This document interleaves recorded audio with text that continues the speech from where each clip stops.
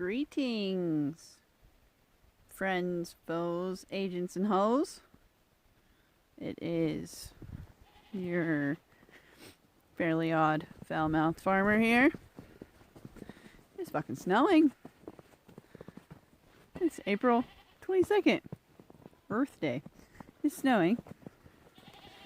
So yeah, good times. Good thing I collected wood last night. So, animals are screaming at me because they're pissed off. It's snowing. If you don't know what's going on, please go watch Frankenskies, the documentary, for free. Frankenskies.com. Check it out. Franken, like Frankenstein. Frankenskies.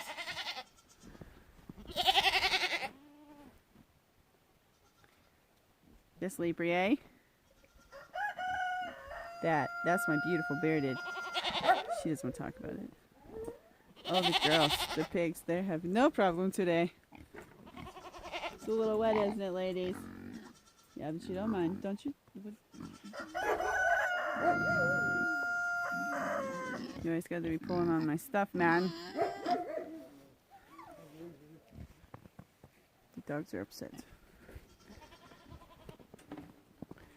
We got Ozzy over here. Ozzy? Ozzy. He's Freebird. So, still got a couple people to feed today. And probably feed a bit more to some others.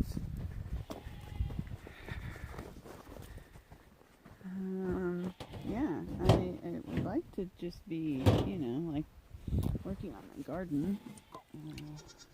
Working on a hugelkultur bed so that hope to help mitigate some of the fluctuation in the weather and the extremes that kind of just naturally come with living in an arid climate. But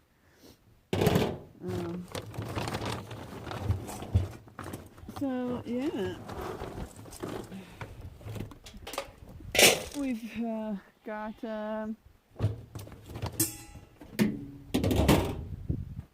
just a little bit about us is moved off grid, gosh, almost a year ago now, and we quickly bought goats. We already had chickens and the cat food bowl there. We already had chickens. People didn't like us and our chickens. We like to keep a couple roosters out front, lawn ornaments. It would comically scare off people on occasion.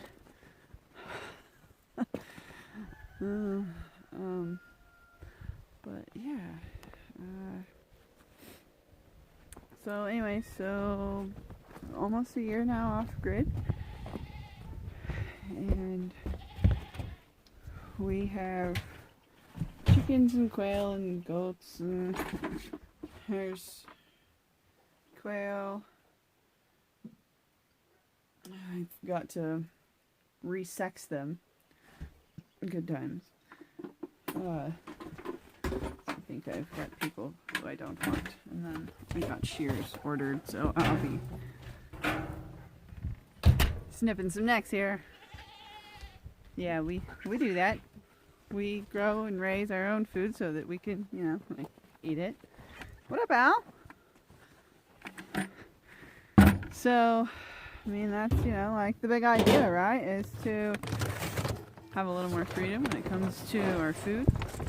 Go ahead, get your food, big girl.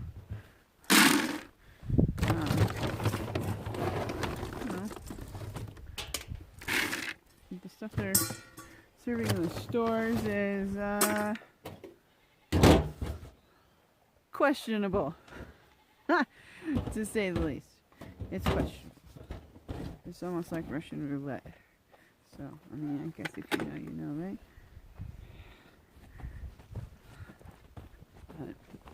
So yeah, and that's what we do. I milk goats. I collect eggs. I don't have bacon bits just yet from our girls, but be breeding them. Here come I don't know. Hopefully, like beginning of next year. Probably be getting. Hey, bye. It's my roadie, bye. It's my roadie. It's my roadie. We should be able to breed our pigs hopefully by the beginning of the year. And 2024. Right?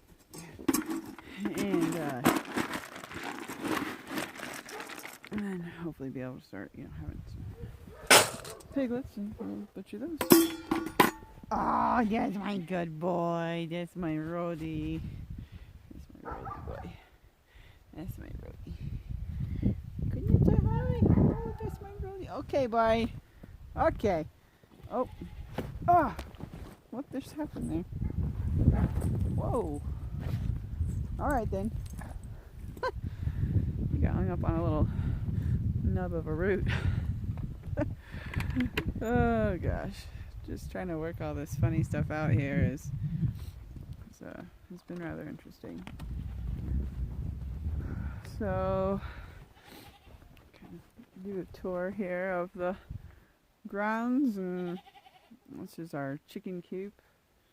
It's on wheels. We moved this from our old house, pretty much picked it up off the 4x4s, put it on a trailer, and there it is. So the girls have like a run here to get them from the door to their little run area. Like they have a tunnel to get to their run area. I intended to plant elderberry all along the front row of this. We'll see how that works out. So that's one of our 3 roosters. I've got to get those guys out of there. The idea is to keep them for breeding purposes. But yeah, so that's the girls in their little area. I'm working on a couple. I should have finished my task, but there's always something to do. So what I'm doing is recollecting all this straw that they've kicked out and putting it in a couple of, probably hard to see with all the wire mesh, but basically this same fencing kind of stuff. I took and made a couple of like tubes. I don't know, they're just cylinders, maybe 2.5-ish feet. I wish they would have been 3 foot, but whatever. They stand for about 4 foot tall, so that's cool.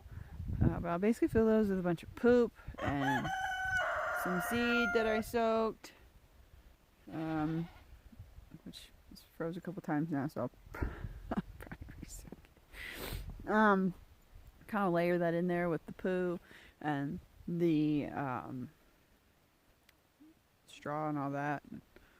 Then let it sit for a bit, and I constructed the little tunnel cage things there so that they could be opened from the front and all the stuff could drop out so that the girls could kick through it. And so another thing I've been doing, because my pig pen just keeps like filling up. We do deep litter methods, so you just like keep throwing stuff in there, right? Just keep throwing straw in there. Just fucking load it up. And they shit it up well. And when I had the goats on hay, oh, Tina's taking a poop. When I had the goats on hay, I just recently switched them back to pellets because I'm running out of hay. And anyways, I did pretty well though for a first timer planting my hay. I was pretty proud of myself. I think I give myself a little bit of a pat on the back for that. So, anyways, thanks to that farmer guy who I got my alfalfa from. It was gorgeous, by the way. They loved it. So, yeah, so I've been like scraping off the top layer of the pig pen and putting it over into, with their poop everywhere, and putting that into the chicken thing, and then I run out of space in our humanure compost, so like it's pretty full right now. Yep, we collect our shit. It's not that bad, I swear. It's actually, it's fascinating, and I'm gonna have a shitload of fertilizer. Literally. Yes, I pretty little Lola. Hi, honey. Oh. Well, guys, taking his shots. Get away, cat.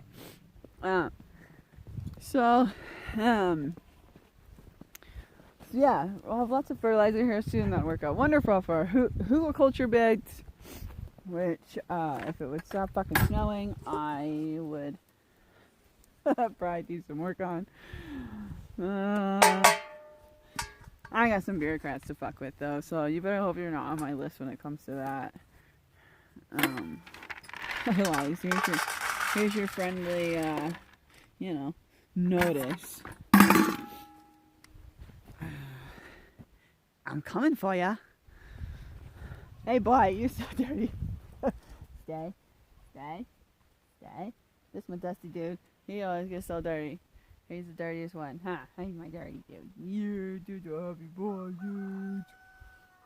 Okay, bye. So yeah, that's what's up. We basically live off grid, trying to grow and raise as much of our own stuff as we can. I'd like to get to the point. Oh, I got bees too.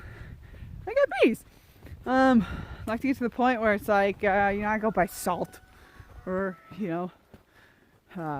baking soda. I gotta get an egg. Got to get the egg basket. Salt, baking soda, like, I don't know, man, just like this super bare minimums. Oh yeah, we live in the 1970s. Holiday traveler. Her name is Holly, in case you were wondering. So yeah, I mean, got some cats. Got some bees. Got some mumus. She's a good girl. Got some LGDs in training, although we don't have any livestock. Everybody here just working the land, right? The fertilizing machines.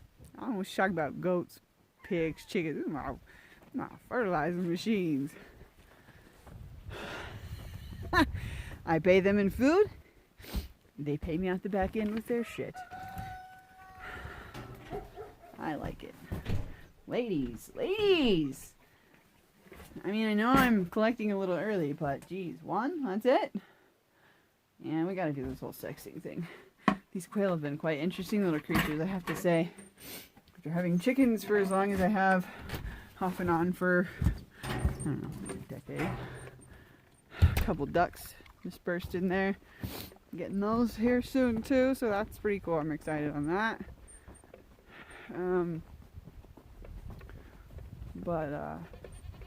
Yeah, the quail, man. The quail have been interesting. Animals. They're kind of violent little suckers. The chickens just weren't, I mean, not like the roosters haven't tore up the girls and stuff, but I just feel like the quail have been a lot more aggressive in some respects. And I just was, for, I don't know, such a small little thing, you just don't expect that. But, I mean, I gotta say, like, I think once I get rid of the mass of the males, so I'll be resexing and butchering them. I think once I get rid of the mass of them, I'm hoping that my production's gonna go up, and then, like, I'll keep a couple for, propagation. I think that's probably gonna be like my first goal. It's not necessarily egg production, but getting enough eggs to start doing some incubation and some propagation. We started out with a significant amount, like I think like 75 or something, and you know, tragedy struck. Shit happens. Fucking farm life, man. It can really eat at your soul sometimes. So I think people really romanticize what we do. Oh, I'm in the chicken coop. I think people really romanticize sometimes living off grid and, you know, this kind of a lifestyle, and it is. I mean, it's, you know, it's cool. Like, you know, if you wanted to, like, you know, kind of sweet little setup like this, and, you know, like wanted to go hang out for the weekend or something. But it's not for everybody on an everyday basis, and, you know, I mean, keep down boy. We've definitely had, you know, our struggles and our, you know, it's not, there's nothing easy about this. It might be simple maybe. That's the beehive there. The bees are quite happy. Thank you, Andrew. I did not paint the top of it yet, but I did.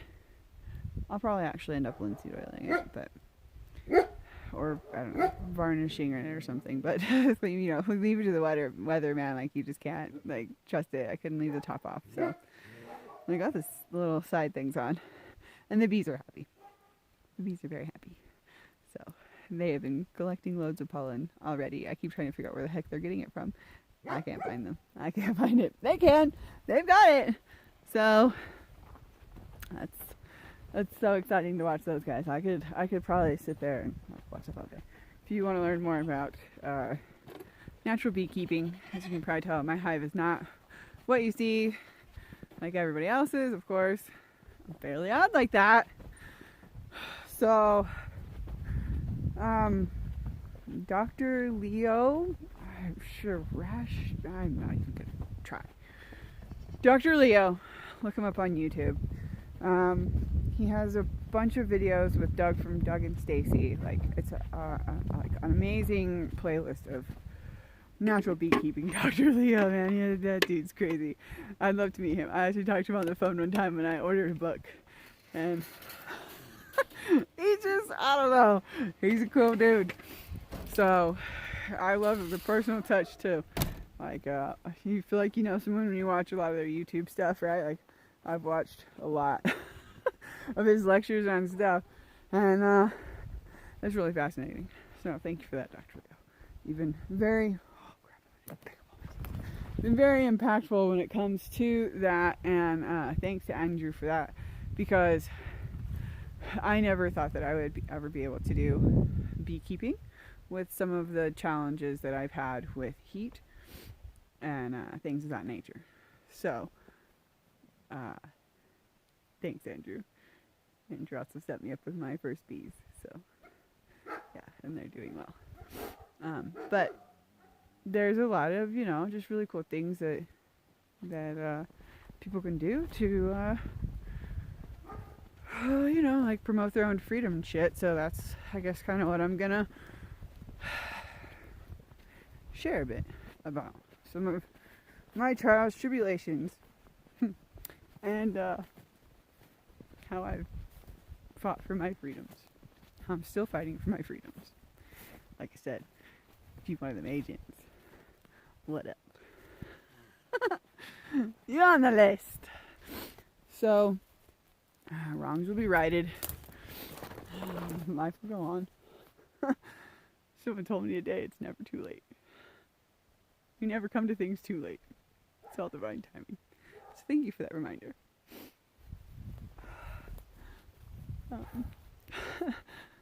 Yeah. So, anyways, we live on just like a little less than 2 acres. And the whole idea is rotational grazing. Regenerate the land, which really we lucked out and got a beautiful, beautiful spot. People would consider these trees weed trees. They are called gamble oak or scrub oak. And they are everywhere around here. And I could see when you have the mind and you know differently. You do differently. And so I see this as huge opportunity. These things drop buttloads of little acorns. And so last year I tried picking them up by hand and feeding them to the goats after I realized that the goat, hey Tony, what up? Got Tony down here. Tony,